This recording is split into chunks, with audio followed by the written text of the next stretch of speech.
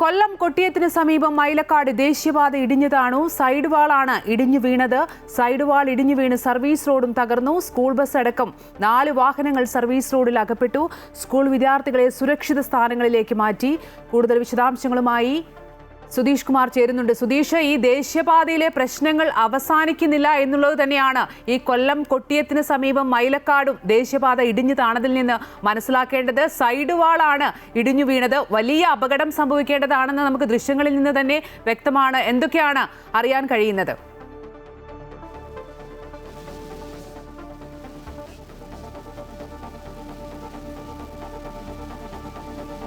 തീർച്ചയായും അമ്പിളി അങ്ങനെ തന്നെയാണ്. കൊല്ലം കൊട്ടിയം ദേശീയപാതയുടെ ഭാഗത്താണ്, മൈലക്കാടുള്ള ഒരു പ്രദേശത്താണ് ഇത്തരത്തിൽ ഈ നിർമ്മാണത്തിലിരിക്കുന്ന ഈ റോഡ്, ആ റോഡിൻ്റെ നിർമ്മാണം നമ്മൾ കാണുകയാണെങ്കിൽ ആ റോഡിൻ്റെ അകത്ത് നിറച്ചിരിക്കുന്ന മണ്ണ് അത് ഭൂമിയിലേക്ക് ഇടിഞ്ഞു താഴുന്ന ഒരു അവസ്ഥയുണ്ടായിരിക്കുന്നു. തുടർന്ന് ഈ മണ്ണ് അല്ലെങ്കിൽ ഈ റോഡ് നിയന്ത്രിച്ചു നിർത്തിയിരിക്കുന്ന ഈ ഒരു സൈഡ് ഭിത്തികൾ, ആ ഭിത്തികൾ പുറത്തേക്ക് തള്ളുന്നു. അങ്ങനെ ആ ഒരു മർദ്ദം കാരണം റോഡ് പൂർണ്ണമായും തകർന്നു. റോഡ് വീണ്ടുകീറിയ അവസ്ഥയിലാണ്. ഇപ്പോൾ ഈ ദൃശ്യങ്ങളിൽ കാണുന്നത് പോലെ തന്നെ 3 വാഹനങ്ങളാണ്, ഒരു സ്കൂൾ ബസ് ഉൾപ്പെടെ 3 വാഹനങ്ങൾ ആ തകർന്ന റോഡിനുള്ളിൽ അകപ്പെട്ടിരിക്കുന്ന ഒരു അവസ്ഥയാണ്. കുട്ടികളുമായി സ്കൂൾ വിട്ട ശേഷം കുട്ടികളുമായി വീട്ടിലേക്ക് പോവുകയായിരുന്ന ഒരു സ്കൂൾ ബസ്സാണ്. നിറയെ സ്കൂൾ കുട്ടികളുണ്ടായിരുന്നു.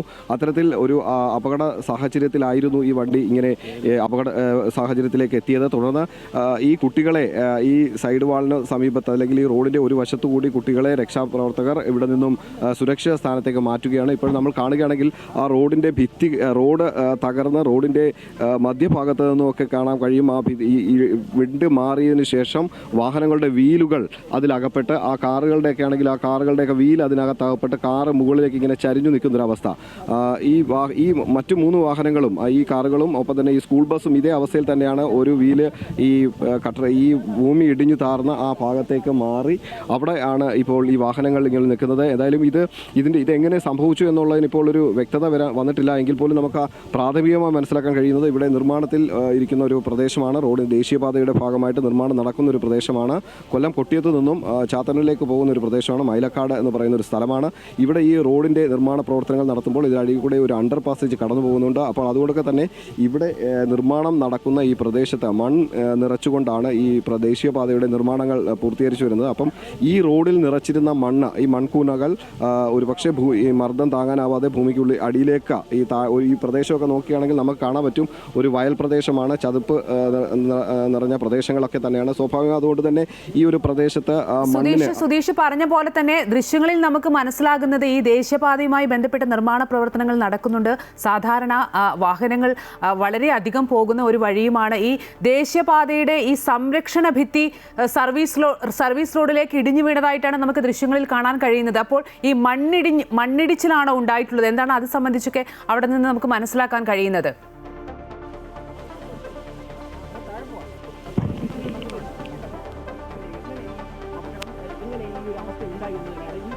തീർച്ചയായും അത്തരത്തിൽ അത് ഒരു നിർമ്മാണത്തിൽ ഇരിക്കുന്ന ഈ ഒരു റോഡിലാണ് ഇത്തരത്തിലൊരു അപകടം സംഭവിച്ചതെന്നുകൊണ്ട് തന്നെ ഇതിൻ്റെ ഒരു ഗൗരവം നമ്മൾ കാണേണ്ടതുണ്ട്. കാര്യം ഇത്തരത്തിൽ നിർമ്മാണത്തിലിരിക്കുന്ന ഒരു റോഡിൻ്റെ മണ്ണ് ഇങ്ങനെ ഇടിഞ്ഞു താഴുന്നു. അപ്പോൾ ആ സൈഡിലുള്ള ഇതിൻ്റെ സൈഡ് ഭിത്തികൾ ഇതിലേക്ക് ഈ ഇടിഞ്ഞു താഴുന്ന ഒരവസ്ഥ. സ്വാഭാവികമായും ഇതിൽ ഒരു പക്ഷേ ഇതിൻ്റെ നിർമ്മാണത്തിലിരിക്കുന്ന താഴ്ഭാഗത്തുള്ള സർവീസ് റോഡിലൂടെ വാഹനങ്ങൾ കടന്നു പോകുന്ന സമയത്ത് ഈ നിർമ്മാണത്തിലിരിക്കുന്ന ഈ ഒരു ഭിത്തി ഇത് ഇപ്പോൾ ഒരു വശത്തേക്ക് ചരിഞ്ഞാണ് പോയിരിക്കുന്നത്. അങ്ങനെ ആയിരുന്നില്ല ഇത് ഒരു പക്ഷേ തിരിച്ചാണ് സംഭവിച്ചിരുന്നതെങ്കിൽ, ഈ ഭിത്തികൾ തിരിച്ച് പോയിക്കൊണ്ടിരിക്കുന്ന വാഹനങ്ങളുടെ മുകളിലേക്ക് പതിക്കുകയായിരുന്നെങ്കിൽ നമ്മൾ ഈ കാണുന്ന ഒരു അവസ്ഥയിൽ അതിദയനീയമായൊരു ദുരന്തം തന്നെ ഉണ്ടാകുമായിരുന്നു. കാരണം ഈ 3 വാഹനങ്ങളിൽ നിറയെ യാത്രക്കാർ, കുട്ടികളൊക്കെ ഉള്ള ഒരു സമയമായിരുന്നു. അങ്ങനെയെങ്കിൽ ഒരു പക്ഷേ ഇത്തരത്തിലല്ല ചരിഞ്ഞ് പതിച്ചതെങ്കിൽ തിരികെ ആയിരുന്നുവെങ്കിൽ അത്തരത്തിലൊരു അപകടം സംഭവിക്കാമായിരുന്നു എന്ന് ആണ് കരുതേണ്ടത്. അപ്പം ഏതായാലും അങ്ങനെ ഒരു അപകടത്തിലേക്ക് കാര്യങ്ങൾ എത്തിയില്ല. സ്വാഭാവികമായും അത്തരത്തിൽ ഒരു സാഹചര്യത്തിലേക്ക് എത്താത്തത് കൊണ്ട് നമുക്ക് ആ ഒരു ദുരന്തം ഒഴിവായി എന്ന് തന്നെ വേണം പറയാം.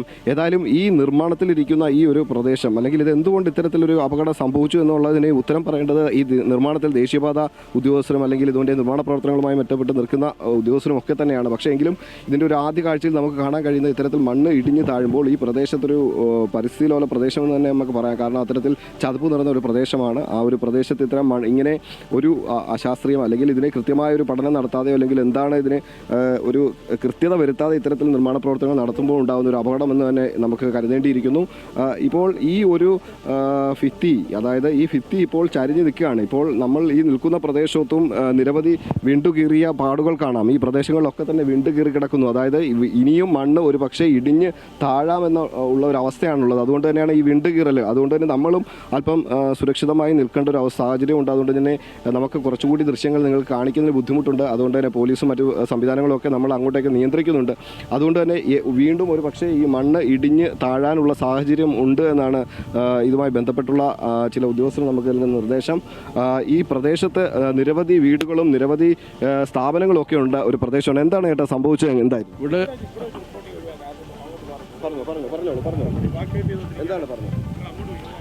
ഇതിന് നമ്മുടെ നാഷണൽ ഹൈവേയുടെ റോഡിൻ്റെ പണിയുടെ സ്റ്റാർട്ടിങ് മുതൽ ഇവിടെ വലിയ പല സംഘടനകളും ഇതിനെതിരെ പല കാര്യങ്ങളും പറഞ്ഞിട്ടുള്ളതാണ്. കാര്യം എന്ന് പറയുന്നത് ഇവിടെ ആക്ഷൻ കൗൺസിൽ വരെ രൂപീകരിച്ചിട്ടുള്ളതാണ്. പക്ഷേ ഈ നാഷണൽ ഹൈവേ അതോറിറ്റി അതിൻ്റെ ഒരു കാര്യങ്ങളും മുഖവിലേക്ക് എടുത്തിട്ടില്ല. കാര്യം എന്ന് പറയുക ഇപ്പോഴും അതിൻ്റെ സമരങ്ങൾ പല ഭാഗത്തും നടന്നുകൊണ്ടിരിക്കുകയാണ് ഈ ഏരിയയിൽ. പക്ഷേ അവർ ശാസ്ത്രീയപരമായിട്ടല്ല ഇത് ചെയ്തേക്കുന്നത്. ഇത് പുറത്തുള്ള ആൾക്കാർ വന്ന് എൻജിനീയേഴ്സ് അതുപോലുള്ള ആൾക്കാരൊക്കെ വന്നിട്ട് ഈ കാര്യം ചെയ്തതാണ്. കാര്യം എന്ന് പറയുക ഭൂമിശാസ്ത്രപരമായിട്ട് യാതൊന്നും അറിയില്ല ഇതിൻ്റെ നടത്തിപ്പുകാർക്ക്. അങ്ങനെ വന്നിട്ടുള്ളതാണ് ഈ സംഭവം. അല്ലാതെ ഈ പ്രദേശവാസികൾക്കാണ് ഏറ്റവും കൂടുതൽ ബുദ്ധിമുട്ടുള്ളത് ഇവിടെ. ഇത് നമ്മൾ കാണുമ്പോൾ ഇത് ഏകദേശം 4 മണിയോട് കൂടി അടുപ്പിച്ചുണ്ടായ ഒരു അപകടമാണ്. അതെ, 4 മണിക്ക് ആ സമയത്തെന്ന് പറയുന്നത് സ്കൂൾ ബസ് കാര്യങ്ങളൊക്കെ വരുന്ന ആ ഒരു ടൈമായിരുന്നു. പക്ഷേ ഏതോ ദൈവാധീനം കൊണ്ട് അതെല്ലാം ഒഴിവായി കിട്ടി. ഒരു സ്കൂൾ ബസ് അവിടെ ഉണ്ട്, 2 സ്വകാര്യ വാഹനങ്ങൾ വേറെ ഉണ്ട്. അതെ, സ്കൂൾ ബസ് ഓൾറെഡി ഉണ്ട്. പക്ഷേ എന്തോ ഭാഗ്യം കൊണ്ട് രക്ഷപ്പെട്ടതാണ്.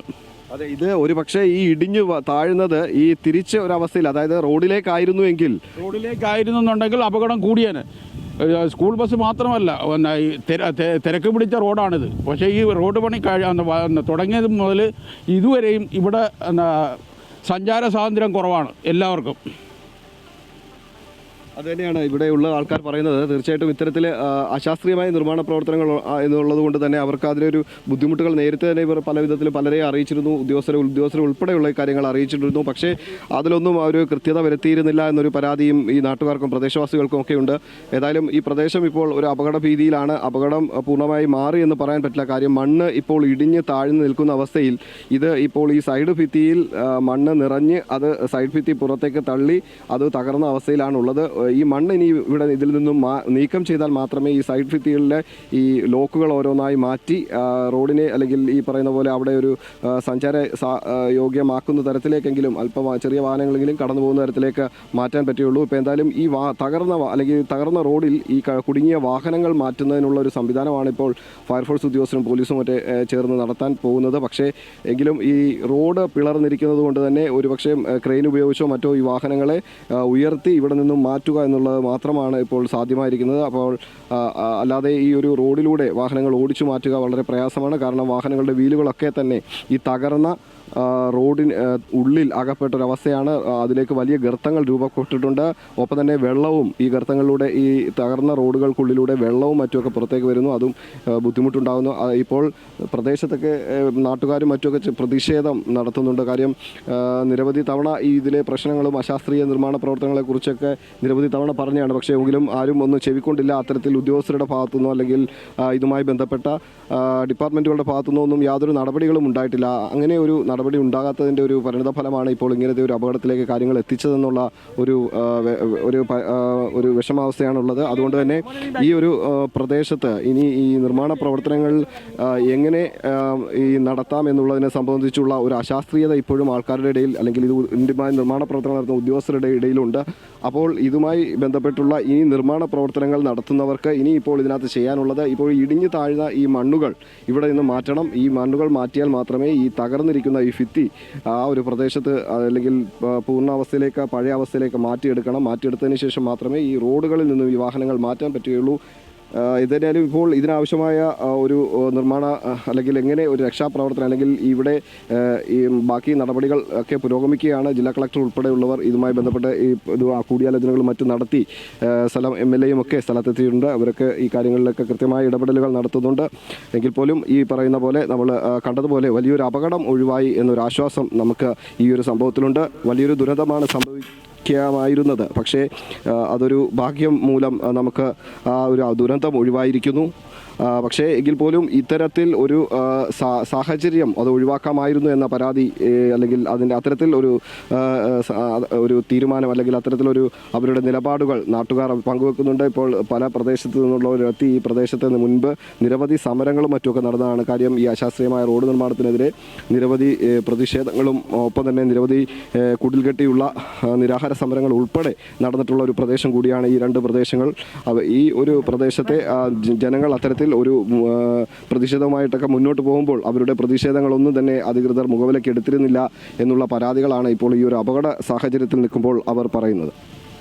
കൊല്ലം കൊട്ടിയത്തിന് സമീപം മൈലക്കാടാണ് ദേശീയപാത ഇടിഞ്ഞു താണത്. സൈഡ് വാളാണ് ഇടിഞ്ഞു വീണിട്ടുള്ളത്. സൈഡ് വാൾ ഇടിഞ്ഞു വീണ് സർവീസ് റോഡും തകരുകയായിരുന്നു. സ്കൂൾ ബസ് അടക്കം 4 വാഹനങ്ങൾ സർവീസ് റോഡിൽ അകപ്പെട്ടു. മറ്റ് സ്വകാര്യ വാഹനങ്ങളും കുടുങ്ങിക്കിടക്കുന്നത് നമുക്ക് ദൃശ്യങ്ങളിൽ കാണാൻ സാധിക്കും. സ്കൂൾ വിദ്യാർത്ഥികളെ സുരക്ഷിത സ്ഥാനങ്ങളിലേക്ക് മാറ്റി. ഇനി നാഷണൽ ഹൈവേ അതോറിറ്റിയുടെ നിർമ്മാണ പ്രവർത്തനങ്ങൾ ഏത് കൺസ്ട്രക്ഷൻസ് കമ്പനിക്കായിരുന്നു നൽകിയത്, അവർ നൽകുന്ന വിശദീകരണം, ഒപ്പം തന്നെ ദേശീയപാത അധികൃതരൊക്കെ സ്ഥലത്തേക്ക് എത്തേണ്ടതുണ്ട്. എന്തുകൊണ്ടാണ് ഇത്തരത്തിലൊരു അപകടം സംഭവിച്ചത്, ഒപ്പം തന്നെ സംസ്ഥാനത്തെ പൊതുമരാമത്ത് വകുപ്പ് മന്ത്രി ഇതുമായി ബന്ധപ്പെട്ട് നിർദ്ദേശം നൽകാൻ എന്ത് സംഭവിച്ചു എന്നുള്ളത് അന്വേഷിക്കാൻ ഇപ്പോൾ തന്നെ നിർദ്ദേശം നൽകിയിട്ടുണ്ട്. സുധീഷ് നേരത്തെ സൂചിപ്പിച്ച പോലെ തന്നെ വളരെ തിരക്കേറിയ ഒരു റോഡാണ്. 4 മണിയോട് കൂടിയാണ് ഈ വലിയ ഒരു അപകടം സംഭവിക്കുന്നത്. പക്ഷേ ഭാഗ്യവശാൽ വലിയൊരു ദുരന്തത്തിലേക്കൊന്നും കാര്യങ്ങൾ പോയില്ല. നമുക്ക് ദൃശ്യങ്ങളിൽ കാണാം, സ്കൂൾ ബസ് കുടുങ്ങിക്കിടക്കുന്നുണ്ട്. അതുപോലെ തന്നെ മറ്റ് സ്വകാര്യ വാഹനങ്ങളെല്ലാം കുടുങ്ങിക്കിടക്കുന്ന ഒരു സാഹചര്യമുണ്ട്. ഇവരെല്ലാം സുരക്ഷിത സ്ഥാനത്തേക്ക് മാറ്റിയെന്നാണ് അറിയുന്നത്. ഈ നാഷണൽ ഹൈവേ അതോറിറ്റിയുടെ അധികൃതർ ആരെങ്കിലും സ്ഥലത്തേക്ക് എത്തിയിട്ടുണ്ടോ? MLA സ്ഥലത്തെത്തി എന്ന് പറഞ്ഞു. നേരത്തെ തന്നെ ഈ അശാസ്ത്രീയ നിർമ്മാണവുമായി ബന്ധപ്പെട്ട് വലിയ പ്രതിഷേധം നടന്നിരുന്ന ഒരു സ്ഥലം കൂടിയായിരുന്നു. ആ രീതിയിലൊക്കെ ഇനി ഇതുമായി ബന്ധപ്പെട്ട വിശദീകരണം വരേണ്ടതുണ്ട്. കാരണം ഇതിന്റെ നിർമ്മാണ ചുമതല ആർക്കായിരുന്നു എന്നുള്ളതൊക്കെ, എങ്ങനെയാണ് ഈ മണ്ണിടിഞ്ഞ് ഈ സംരക്ഷണ ഭിത്തി തകർന്നു വീണത് എന്നുള്ളതൊക്കെ അറിയാൻ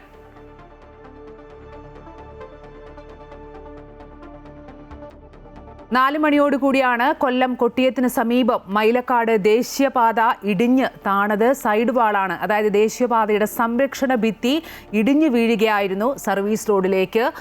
സർവീസ് റോഡും തകർന്നിട്ടുണ്ട്.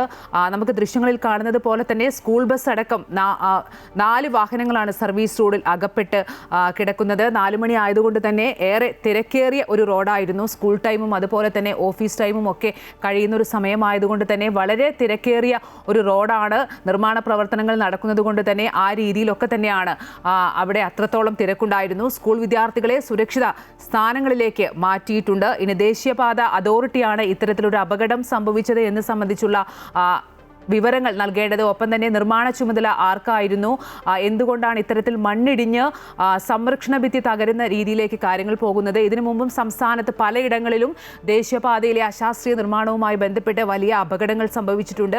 വലിയ രീതിയിലുള്ള പ്രതിഷേധങ്ങൾ നടന്നിട്ടുണ്ട്. ഇപ്പോൾ കൊല്ലം കൊട്ടിയത്താണ് സംരക്ഷണ ഭിത്തി, അതായത് ദേശീയപാത നിർമ്മാണത്തിലെ സംരക്ഷണ ഭിത്തി ഇടിഞ്ഞു താഴ്ന്ന് വീണിട്ടുള്ളത്. സൈഡ് വാളാണ് ഇടിഞ്ഞു വീണ് സർവീസ് റോഡിലേക്ക് വീണത്. മണ്ണിടിഞ്ഞു എന്നാണ് ദൃശ്യങ്ങളിൽ നിന്ന് നമുക്ക് മനസ്സിലാക്കാൻ കഴിയുന്നത്. കൂടുതൽ പ്രദേശത്തേക്ക് വിള്ളലുകൾ വ്യാപിക്കുന്നതും നമുക്ക് ദൃശ്യങ്ങളിൽ കാണാൻ സാധിക്കും.